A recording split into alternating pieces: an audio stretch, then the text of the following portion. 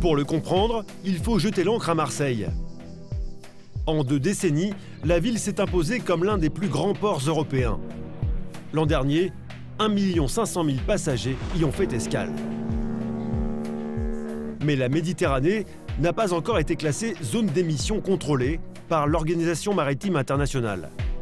Ce sont donc les autorités locales qui sont chargées de réglementer l'utilisation du fioul. Si les commerçants sont satisfaits des retombées économiques générées par cette nouvelle vague de touristes, une partie de la population commence à s'élever contre les navires de croisière. On peut mesurer avant là-bas, on peut le lancer avant qu'ils mettent les gaz. C'est le cas de Charlotte Lepitre, 29 ans. La jeune femme travaille pour l'association France Nature Environnement. Elle est spécialiste des questions de santé. Régulièrement, Charlotte mesure la qualité de l'air dans Marseille. 70 000, 72 000, là c'est beaucoup déjà. Cette pollution est bien sûr liée au trafic routier et aux usines. Mais pour Charlotte, elle serait accentuée par les paquebots. Oui, on sent là. 285, 310 000. On a monté à 310 000. Donc là, en ville, on est aussi pollué que si on était sur le navire à côté des cheminées. Les citoyens sont beaucoup trop pollués.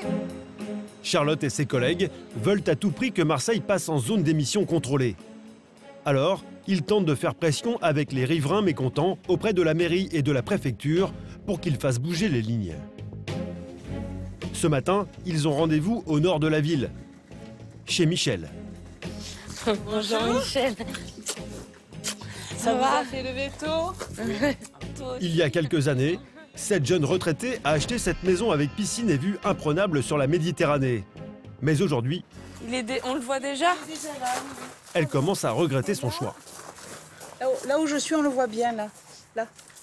Voilà. Ah oui, Voilà. ah oui, on le voit. De son jardin, Michel sent les odeurs de fioul. Quand le vent tourne le panache sur la maison, on s'enferme. Hein. Pourquoi? Parce que c'est irrespirable, en fait. On l'a juste de face, là. Il est énorme. Pour débarquer les passagers, les navires sont obligés de manœuvrer juste devant sa maison. Alors, en fur et à mesure qu'il pivote, finalement, le vent nous amène la fumée. On voit que ça réagit directement. On a un pic à plus de 30 000 particules, donc c'est beaucoup. Vous souffrez, vous, de la pollution?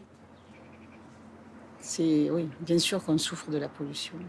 Quelquefois, le matin, lorsqu'on aère la maison, on se demande des fois si on l'aère ou si on la pollue un peu plus. On en est là, quoi. Avec son mari, Paul, ils observent impuissants le balai des bateaux. En 10 ans, le nombre de croisiéristes faisant escale devant chez eux a été multiplié par 5. Ici, Charlotte Lepitre a enregistré des pics à 70 000 particules par centimètre cube.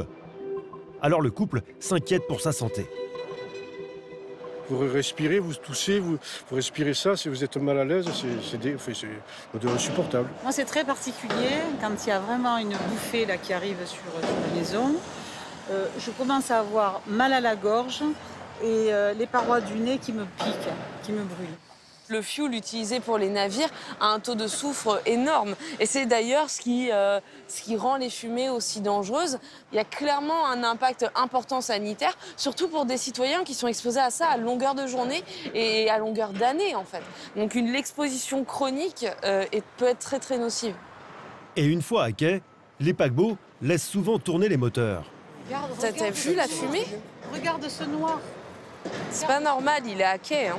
C'est terrible, ça. Selon eux, cette fumée noire est la preuve que les croisiéristes se permettraient des infractions à la réglementation en vigueur.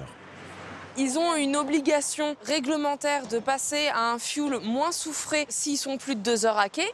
Lui, il va partir ce soir et pourtant, il crache encore noir actuellement. Donc clairement, il n'est pas passé à un fioul moins soufré. Une réglementation en vigueur, mais elle n'est pas respectée, c'est pour ça. Ici, personne ne respecte, chacun fait ce qu'il veut, que ce soit le commandant du navire ou sur le port, chacun fait ce qu'il veut. Personne n'est contre les croisières, évidemment.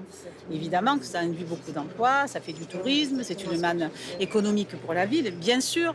Mais je veux dire, on ne peut pas le faire au détriment de la santé des citoyens. Je veux dire, voilà, ça c'est hyper important de protéger les citoyens. Voilà. On va continuer à respirer ça, quoi. C'est pas possible. Hein. C'est pas possible. Michel et Paul ont créé une association avec des habitants du quartier. Car ils ne sont pas les seuls à être en colère. Plusieurs riverains sont tombés malades et mettent directement en cause les paquebots. Des amis, des voisins, des frères, des sœurs, hein, sa sœur aussi. Et c'est tombé à peu près tous dans la même période. Il faut dire ce qui est. Sur une période de 3 ans De 4 ans. 4 ans. Et nous pensons que c'est la pollution et qui viennent des bateaux. Et nous, on en prend conscience parce qu'on a les bateaux directement sous notre vue. Mais il faut maintenant faire prendre conscience à toute la ville de Marseille que tout le monde est intéressé par cette pollution. Parce que la pollution, elle ne concerne pas que nos quartiers. Tous souhaitent que les autorités durcissent les mesures déjà prises. Ils veulent surtout que Marseille soit classée en zone de contrôle des émissions et demandent également le raccordement électrique des bateaux dans le port, comme c'est le cas en Europe du Nord ou pour l'armée française. À Toulon, la Marine nationale est branchée à quai de manière électrique depuis 50 ans.